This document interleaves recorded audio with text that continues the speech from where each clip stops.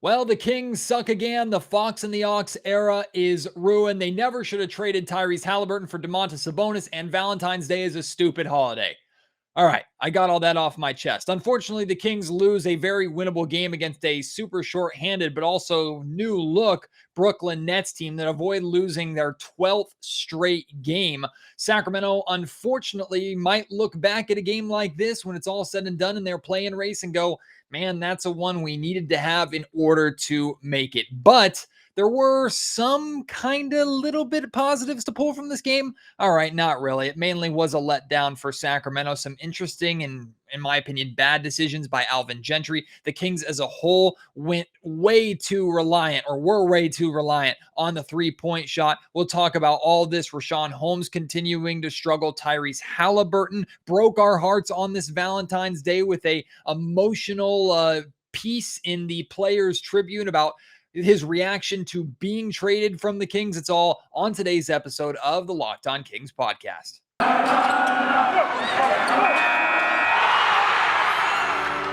You are Locked On Kings, your daily Sacramento Kings podcast, part of the Locked On Podcast Network, your team every day. And now, ladies and gentlemen, it is that time for another episode of Locked On Kings.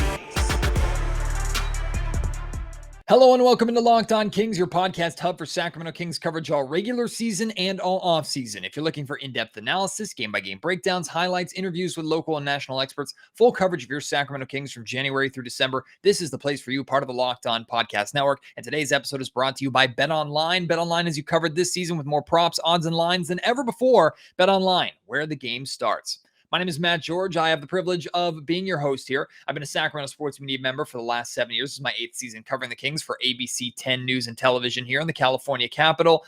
And not the Valentine's Day that we were hoping for, although I hope that whether you're single, taken, in some kind of weird relationship, or whatever your situation, hope you can enjoy this day in somewhat of some fashion.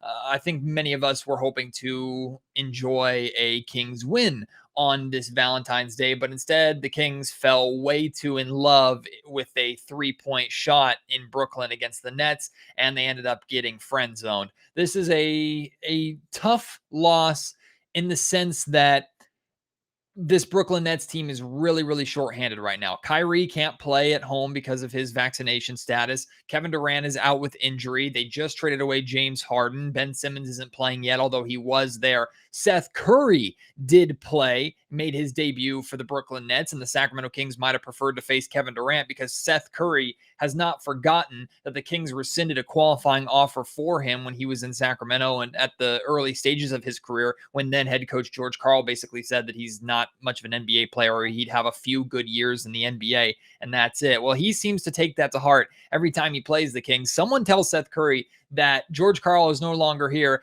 and the organization, or at least the organization's fans, do not echo that same thought process or that same belief in Seth Curry as a player. Kings fans really liked Seth Curry when he was here. He's continued to get better and better. Of course, he's not his brother, but he is his own Curry in a great way. He's become a very, very solid piece. He was great for the Philadelphia 76ers. I think he's going to be great and very important for the Brooklyn Nets. And lo and behold, he led the Nets in 32 minutes with 23 points on 10 of 18 shooting. Kings really had no answer for him, but it wasn't so much what the Brooklyn Nets were doing in this game, although I do have to give them credit for their defensive presence and their defensive effort. It was more the Kings kind of hurting themselves. And the main thing that jumps out to me, there are a couple things when looking at this box score that the Kings really got killed on. You could look at fast break points, the fact that you got beat in transition by a Brooklyn Nets team that is not necessarily known for the fast break, and the Kings are supposed to be a solid fast break team, but to be outscored 17-4 in the fast break, that's inexcusable. That's a big deal. But the biggest deal to me was the overall shot selection for the Sacramento Kings in this game. They had a very poor shooting night, period. 34% from the field, 25% from three-point range, and it was because the Kings were far too reliant on the three-point shot. Now, you could look at this box score and say the Kings only took 35 threes, and I say only because we saw the Kings in 40, 45-plus range a lot this season, especially when Luke Walton was still the head coach and Buddy Hield was still here, and the Kings were just chucking up threes every time up the floor, it felt like. But Where the Kings have been very, very successful in these first two games with this new look of Domantas Sabonis and De'Aaron Fox with the rest of the new guys and some of the returners is the Kings have been running a lot of action through Sabonis, either in the high post, low post, on the block, on the elbow, and they've been cutting and attacking the basket and getting to the rim and using that to draw in defenders and kicking out to guys like Harrison Barnes, Dante DiVincenzo, Mo Harkless, Chimezi Metu. Even though they're not the best of three-point shooters, they get better looks than what they got tonight, where they looked like the Kings were just forcing up everything from the perimeter because they gave up way too quickly on attacking the basket. Now, again, I give credit to Andre Drummond and the Brooklyn Nets, who played very physical. You could tell it was in their game plan that they weren't going to let the Kings get downhill. They were going to put a body on anyone that came in even remotely close to the paint. Domantas Sabonis did have issues trying to go at Andre Drummond and never really looked comfortable. He even said after the game that he has to be more aggressive. He has to be better because he was not really looking for his offense at any point. And when he's arguably the best player on this team, you need more out of him, especially on a night where offensively as a team you are struggling. But the Kings, in my opinion, gave up way too easily on attacking the basket, way too easily on playing to their strengths, and instead tried to play outside in, which we've seen this team be successful playing outside in. I should say this Kings team this season, not this current group. Like you could bring up the Charlotte Hornets game earlier on in the season where the Kings couldn't miss a shot and scored over 140 points. But those games have been anomalies. For the most part, this Kings team has been a poor three-point shooting team. And you could say that at this trade deadline, they got worse by trading away Tyrese Haliburton and Buddy Hield. The good news is defensively, even though the Kings weren't great on defense, they did enough to keep Sacramento in the game, especially in the second quarter. The Kings were down by 19 points at one point in the first half, came back to within 3, ended up trailing by 7 at halftime. In the third quarter, it was pretty close, but in the second half overall, the Kings only scored 37 points. That number is not going to get it done against any team, even a shorthanded Brooklyn Nets squad. I put that on De'Aaron Fox. I put that on Sabonis. I put that on Alvin Gentry. I put that on a lot of Kings players who didn't recognize that they were over-reliant from the perimeter. And it looked like the Kings lacked the fight to try and change things, lacked the fight to try and get downhill, to get to the rim. Even when the Kings were getting stops defensively, they were getting beat down the floor, allowing the Brooklyn Nets defense to get set. And then, like we said, they struggled just to get to the rim and attack the basket. So I'm a bit disappointed with that side of things and not surprised at all that the Kings struggled and lost this game, struggled to score as much as they did when they were so reliant on the three-point shot. There were some questionable decisions in this game from interim head coach Alvin Gentry, including only playing Domantas Sabonis 26 points. Now, I know this wasn't the best game for Sabonis by any means. He finishes with 9 points, 9 rebounds, only 2 assists but only 26 minutes. It just, to me, makes no sense, especially when you're struggling offensively and you are looking for a boost. And there was also a stretch in the third quarter where the Kings started to unravel and fall apart in the third, where Gentry decided to take both Fox and Sabonis out of the game. Now, to be fair, the Kings started their downward spiral a bit with both of them on the floor. So it wasn't magnificent with the two of them. And then as soon as they came out, everything fell apart. But I question why you bring both of them out in a game that's still winnable, that is starting to get out of hand. If you see it getting out of hand, call timeout, get one of them back in there. Gentry didn't really do that. So a couple questionable decisions by Gentry. I'm not pinning the loss on him or any one person, but just a few things that were curious there. And then overall, watching this game, this was the first time really over the course of basically a full game where the lack of chemistry, the lack of time together really came back to bite the Kings in the butt a little bit. Like we could see mistakes that this Kings team was making that should be corrected and will probably be gone for the most part with a little more playing time together. Passes that were just a step too late, or even a fraction of a second too early, or thrown behind a player instead of ahead of him. Just miscommunication, a lot of miscommunication, especially offensively for the Kings in this game tonight. Not anything I can really blame Sacramento for. I expected, honestly, more of it in the first 2 games than what we got. But we do know that this Kings team is actually capable of overcoming that. And I will say, And I think a lot of it has to do for me personally with the fact that we're kind of still in this honeymoon phase with this new roster and still excited with this new roster. But when the Kings were down by 19 points in the first half, I wasn't panicking. I wasn't worried. I wasn't overly concerned because I felt that this team had the talent and the ability to come back and to make a game of it, which of course they did. And in the second half, they ended up falling apart once again. But what's really painful about this game is that it doesn't surprise me that Brooklyn won necessarily. It's also unfortunate that old habits die hard and the Kings aren't able to correct a mistake that has plagued this team all season long, which is losing to teams who are missing their best players. But it's a game like this when you're on the back half of the season, when you're in a race for a play-in / playoff spot. It's games like this that you potentially look back on and go, man, February 14th in Brooklyn, where the Nets were without basically everybody except for Seth Curry and Andre Drummond and I don't know, LaMarcus Aldridge, and the Kings struggled so heavily in that game. It's not that they lost, it's that they lost badly. They lost by over 20 points, 24 points, 109 to 85, to be exact. Like, these sting. And then especially when you add in the fact that the Pelicans and Blazers, I believe, have both won their games. At the time when I started this recording, both games were going on, but both teams were up pretty comfortably.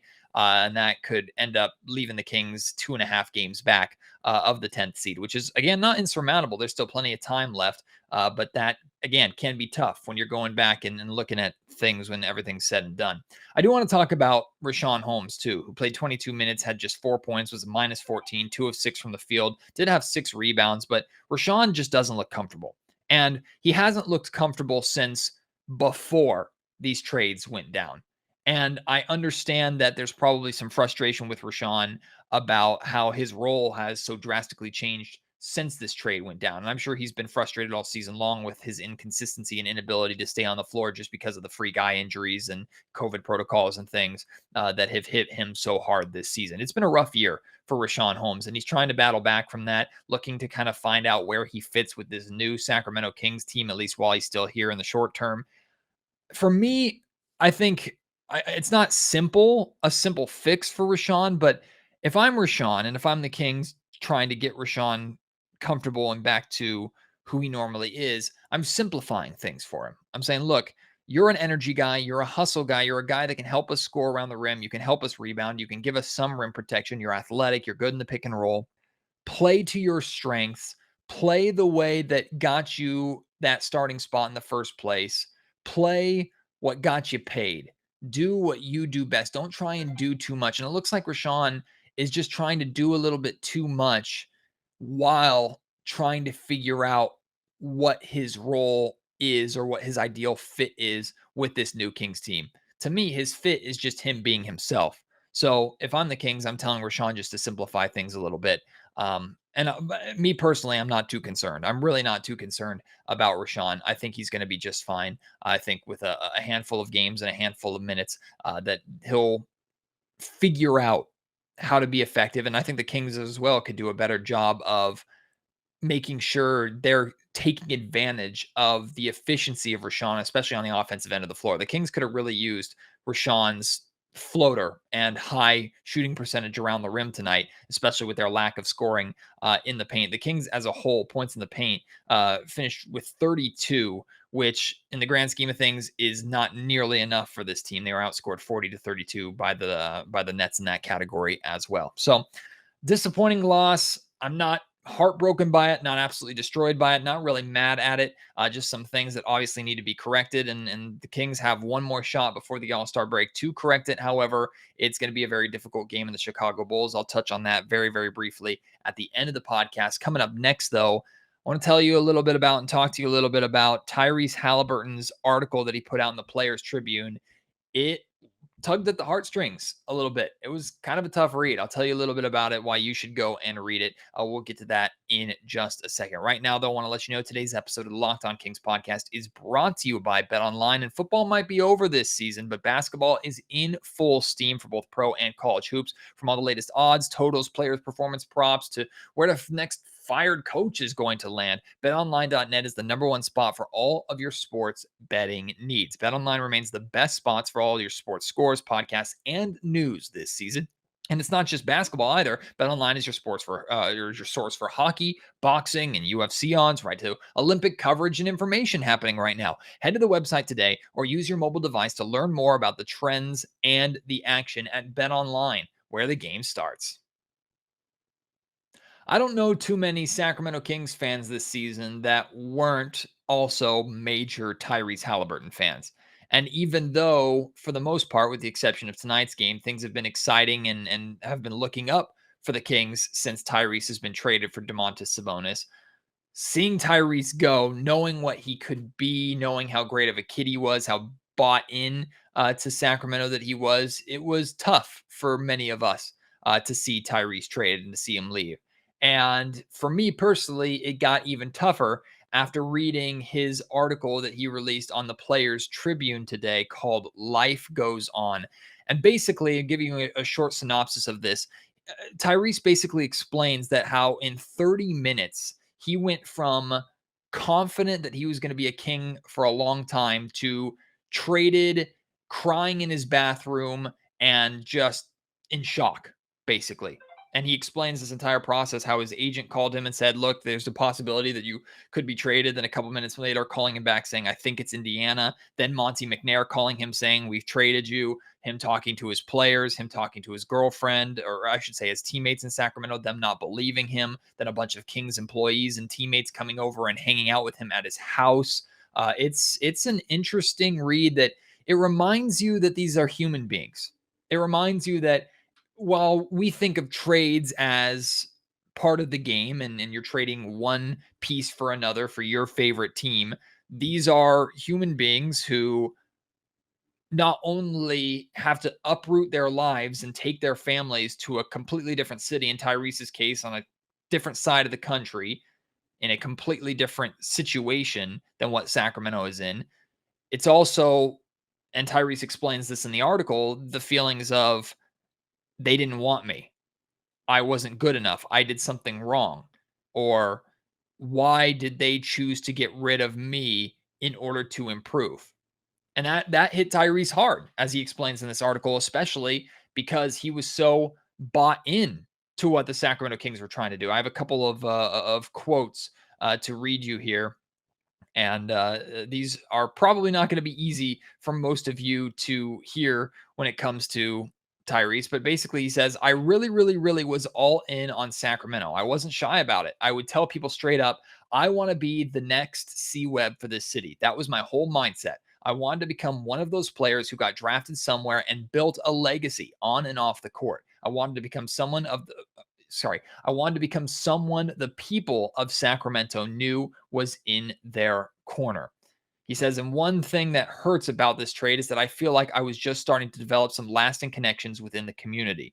He goes on to explaining how the feelings of being traded, dealing with those questions of doubt, those questions of if he did anything wrong. And he also talks about, I'm trying to find the exact line where he basically says that if you'd asked any player or anybody around the Kings organization who they thought was the most bought into being a Sacramento King going or long term and being that guy for this organization, pretty much everybody would have said Sacramento. Here we go. Here it says, none of us could believe I was actually going to be leaving. I guarantee that if you had taken a poll of our locker room that morning and were like, which guy on this team most wants to be in Sacramento long term, everyone would have said me. And I think that's what all those tears and emotions were all about at the end of the day. Tyrese took it hard. It was hard for Haliburton to be traded. He was shell-shocked, and I don't blame him for the tears. I don't blame him for that emotional response, especially when you were as bought in and thought you were not necessarily comfortable, but thought that you and an organization had an understanding, had a partnership, had a long-term connection. I know Tyrese is also a smart guy, and he understands why the Kings made the move that they did. Even if he disagrees with it, even if he's going to use it as motivation, take it personally, and come back and probably destroy the Kings every opportunity that he gets to play them for the rest of his career.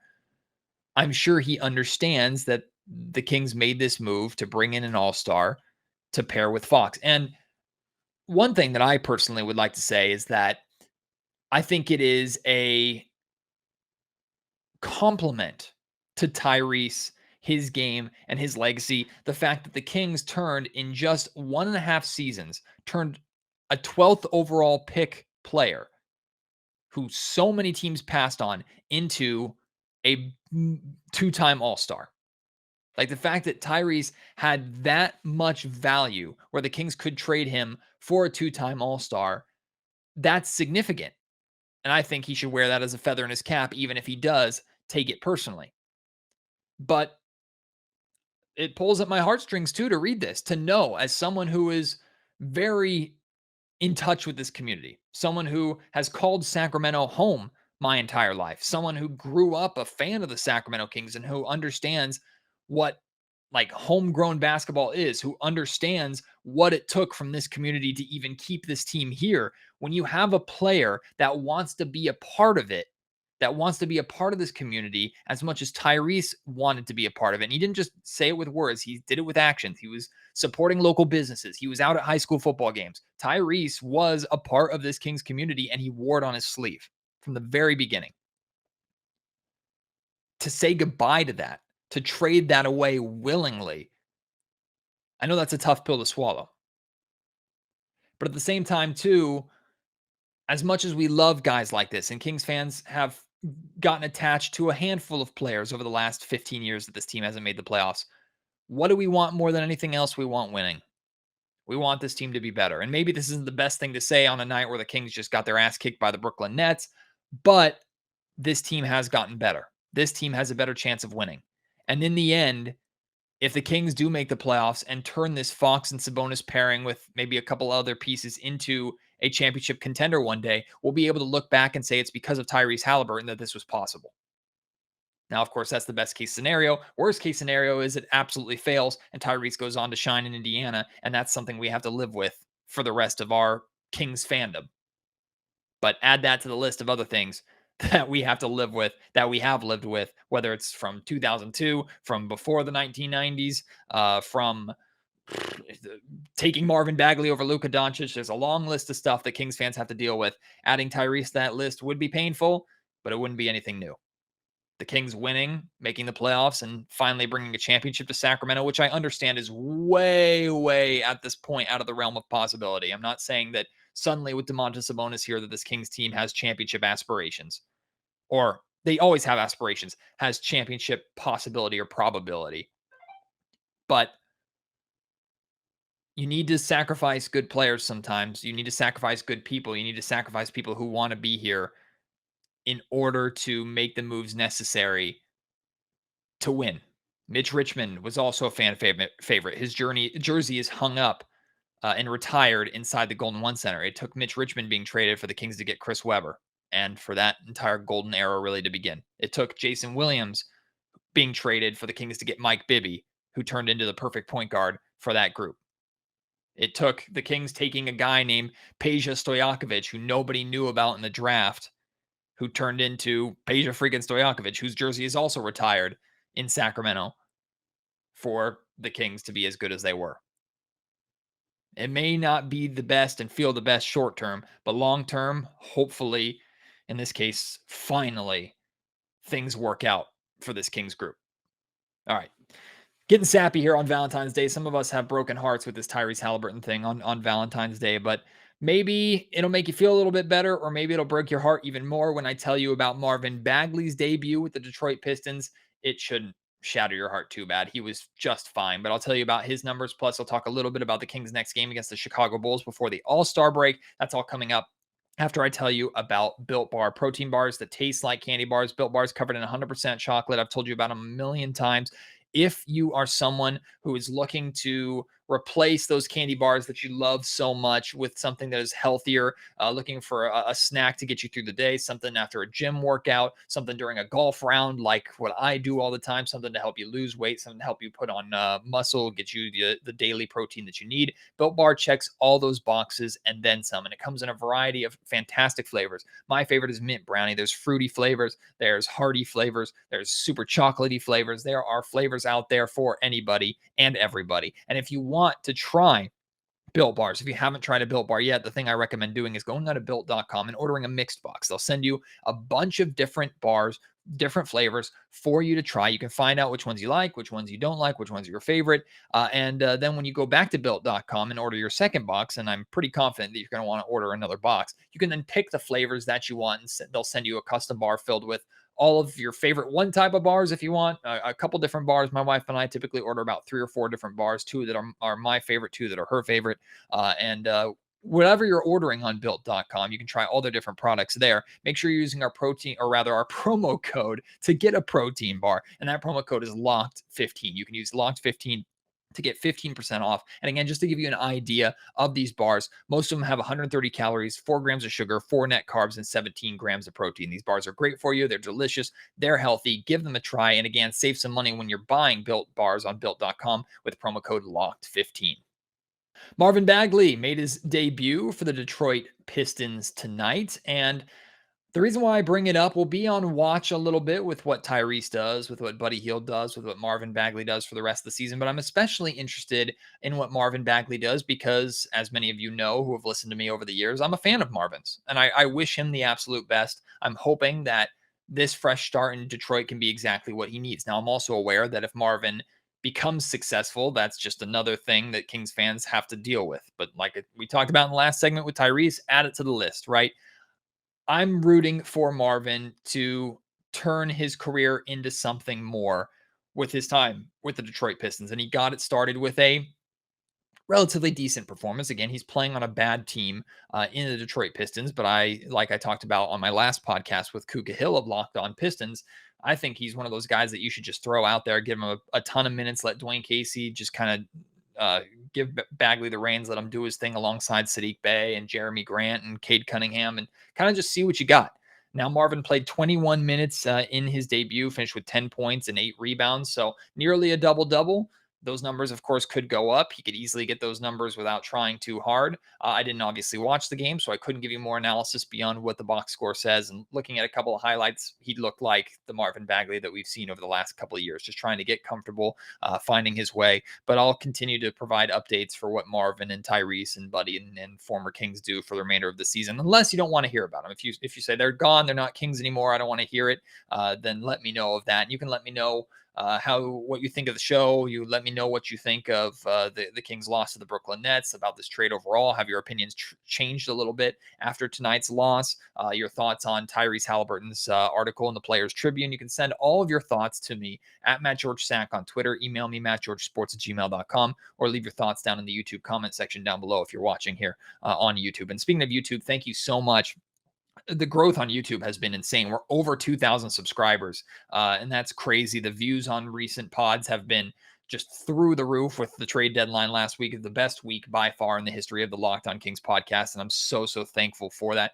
Thank you so much for your support on YouTube. And of course, audio listeners, you guys have been incredible as well. The audio numbers are through the roof also. I really appreciate that. Continue to stick around, even if things aren't as exciting as they were last week. Thankfully, there's going to be more than enough reason to watch here as the Kings continue their push towards the play-in. And even if the Kings don't make the play-in, even if it ends up falling up short, they still have enough to be excited about and interested in.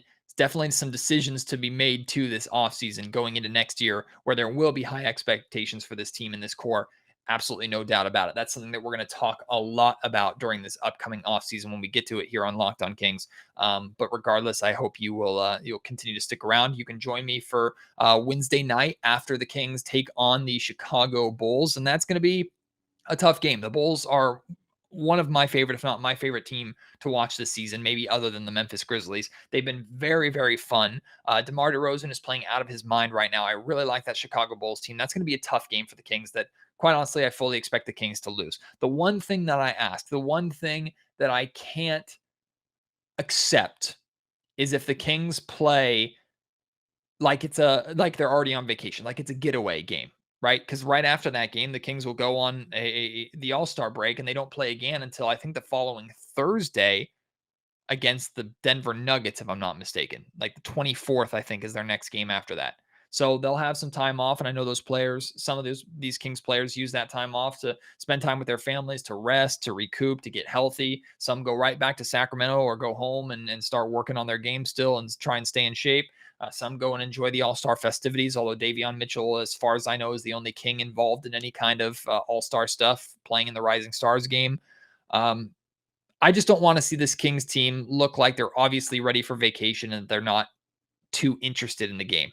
That's basically my one request for that game. And I think the Kings will deliver on that. But I hope you'll join me for that episode. I hope you'll join me for all future episodes during the All-Star break. I'll be taking a little bit of a break, but not a massive one. There will still be Locked On Kings content for you during the All-Star break for you to enjoy. Just might take a few more days off than I normally would with our normal upload schedule. I appreciate all of you who have been supporting the frequent amount of episodes that have been coming out. I'm going to try and carry that out for the remainder of this season.